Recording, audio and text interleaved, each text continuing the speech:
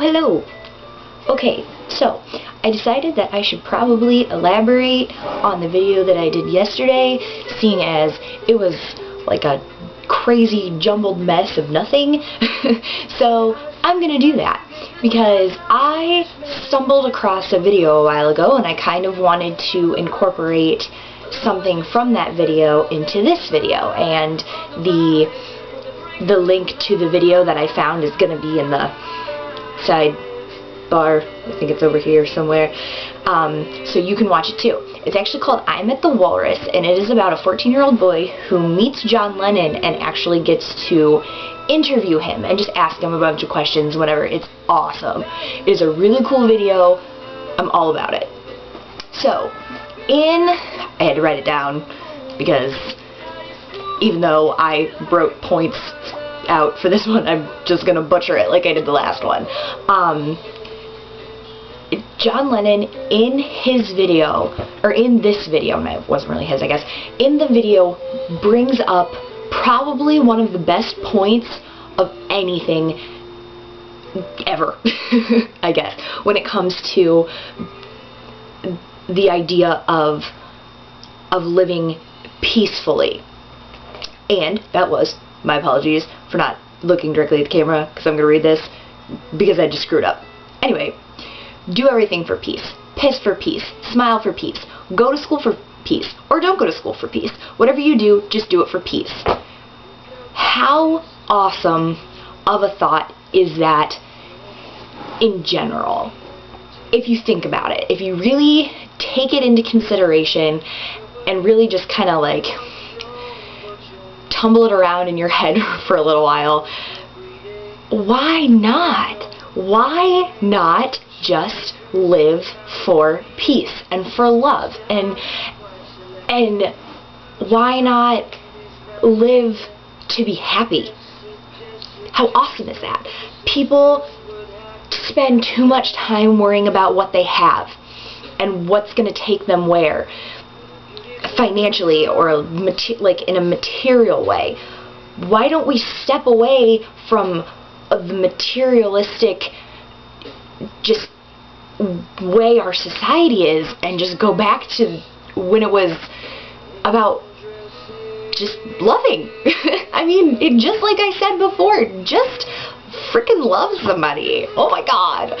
I don't think I can stress that enough, and how I think love is our most untapped resource as a race.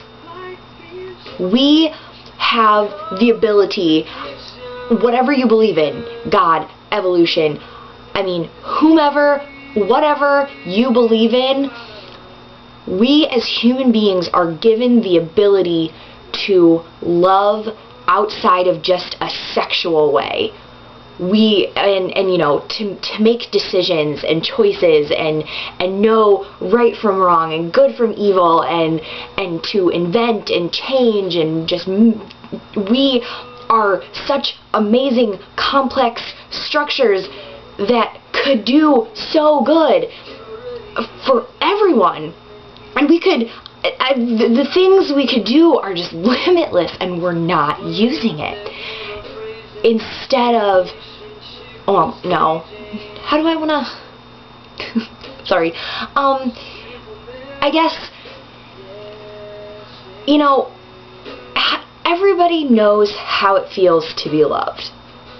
It's a great feeling. How is it even possible? I don't think it is. At least for me, it's not.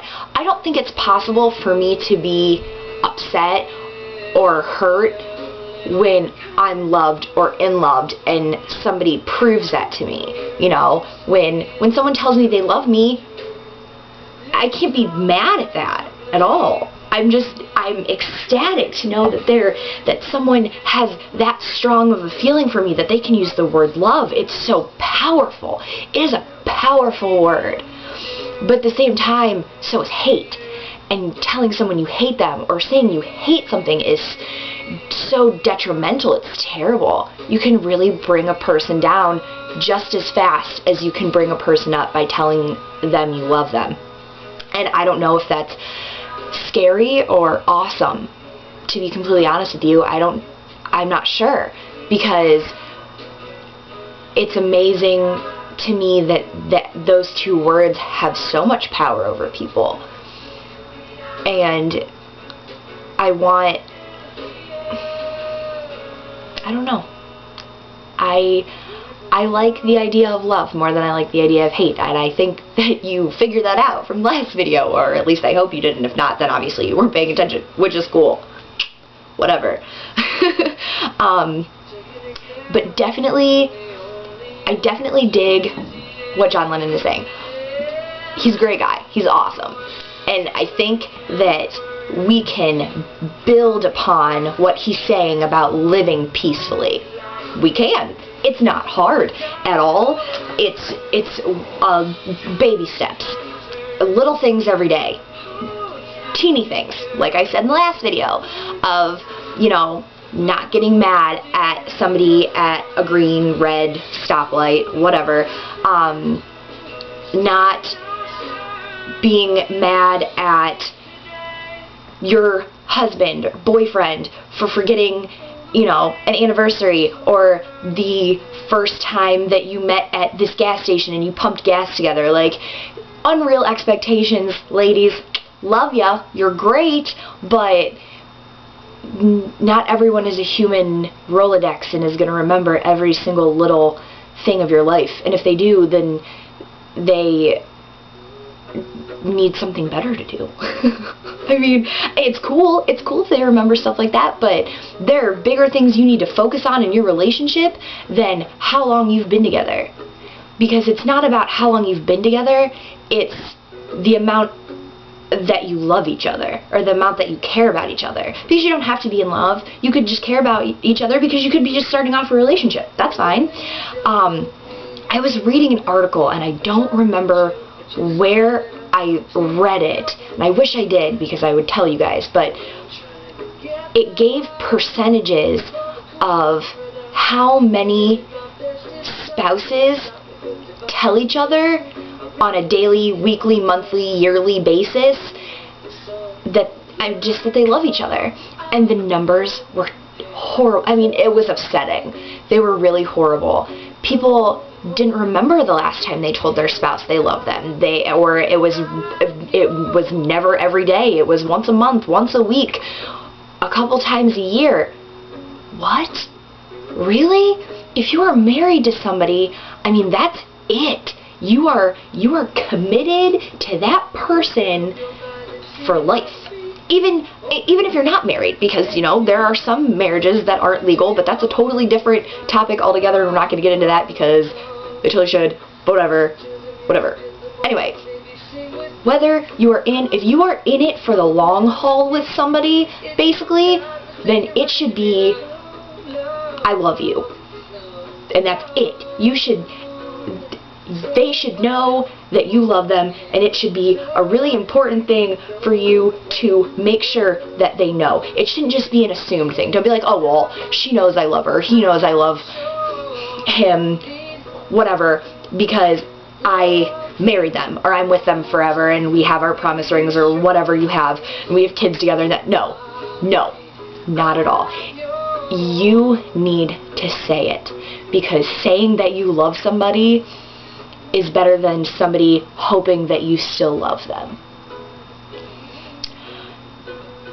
And that, I mean, right there, that would fix some problems. I think a lot of marriages end because people don't feel loved anymore. They don't feel the love in the relationship. And it's not about sex at all. It is about an emotional feeling for somebody else and having that strong, like, connected, like, you love me and I love you and we love each other equally enough to be together until we're no longer living.